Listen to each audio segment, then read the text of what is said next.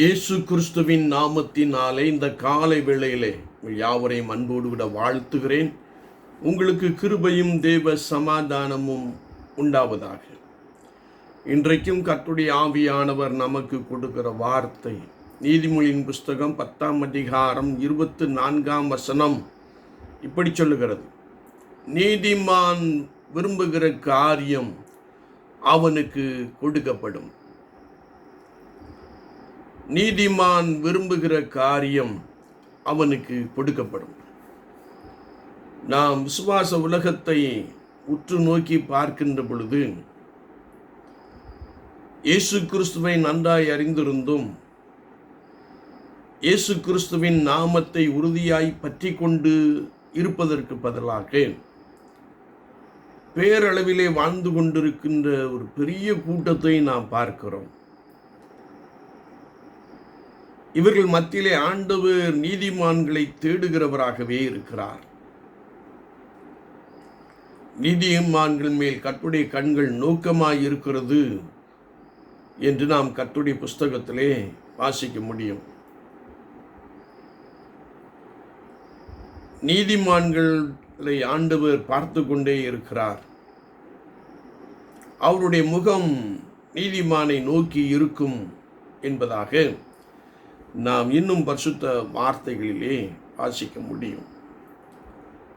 ஆண்டவர் நீதிமான்களை தேடுகிறவராகவே இருக்கிறார் என்பதையும் நாம் வேதத்தின் மூலமாக தெளிவாய் அறிந்து கொள்ள முடியும். எனவே யார் நீதிமானாய் வாழுகிறார்களோ அவர்களுடைய விருப்பத்தை ஆண்டவர் நிறைவேற்ற போதுமானவராக இருக்கிறார். நீதிமான்கள் யார் என்றால், கர்த்தரை விசுவாசிக்கிறவன் நீதிமான் என்று வேதம் சொல்லுகிறது. எரேமியா 18:9 நாம் வாசிக்கின்ற போது, கர்த்தருடைய கட்டளையின்படி நடந்து நியாயங்களை கைக்கொண்டு உண்மையாய் வாழ்பவன் நீதிமான் என்பதாக நாம் பரிசுத்த வார்த்தையிலே தெளிவாய் அறிந்து கொள்ள முடியும். ஏசாயா தீர்க்கதரிசன புஸ்தகம் 26ஆம் அதிகாரம் 2ஆம் வார்த்தையிலே, சத்தியத்தை கைக்கொண்டு வாழ்பவன் நீதிமான். மத்தேயு 3:15 மனம் திரும்பி ஞானஸ்நானம் பெற்றவன் நீதிமான். லூக்கா 2:25 அபிஷேகம் பெற்றவன் நீதிமான். லூக்கா 18:14 தன்னை தாழ்த்துகிறவன் நீதிமான். ரோமர் 5:9 இயேசுவின் இரத்தத்தினாலே கழுவப்பட்டவன் நீதிமான். எபேசியர் 1:7 இயேசுவின் இரத்தத்தால் பாவ மன்னிப்பாகிய மீட்பை பெற்றவன் நீதிமான் என்று நாம் கர்த்தருடைய புஸ்தகத்திலே தேடி வாசிக்க முடியும். இந்த கர்த்தருடைய வசனங்களின்படி நான் கர்த்தருக்கு முன்பதாக நீதிமான்களாய் காணப்படுகின்ற பொழுது நாம் விரும்புகிறதை கர்த்தர் நமக்கு கொடுக்கிறார் என்று வார்த்தை சொல்லுகிறது. வசனம் ஒருபோதும் மாறாது. எனவே நாம் நீதிமான்களாய் வாழ்வோம். நாம் விரும்புகிற எல்லாவற்றையும் கர்த்தராகிய இயேசு கிறிஸ்துவின் நாமத்தினாலே சுதந்திரத்துக் கொள்வோம்.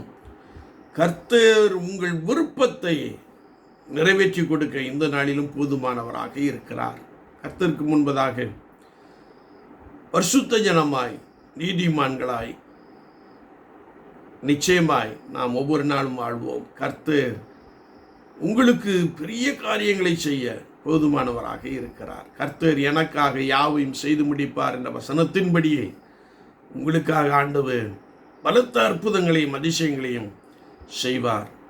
ஆமென். நாம் ஜெபிப்போம். நேசிக்கிற நல்ல ஆண்டவரே, புதிய நாளுக்காய் ஸ்தோத்திரம். வார்த்தைகளை கேட்டவர்களுக்காய் ஸ்தோத்திரம். பலப்படுத்தும். ஒவ்வொருவரும் உமக்கு முன்பதாக உண்மை உள்ளவர்களாகவும் நீதிமான்களாகவும் வாழும்படியான அனுபவங்களை தாரும். அது நிமித்தமான ஆசீர்வாதங்களினாலே வார்த்தைகளை கேட்டவர்களை நிரப்பியறலும். இயேசு கிறிஸ்துவின் நாமத்தில் பிதாவே. ஆமீன், ஆமீன்.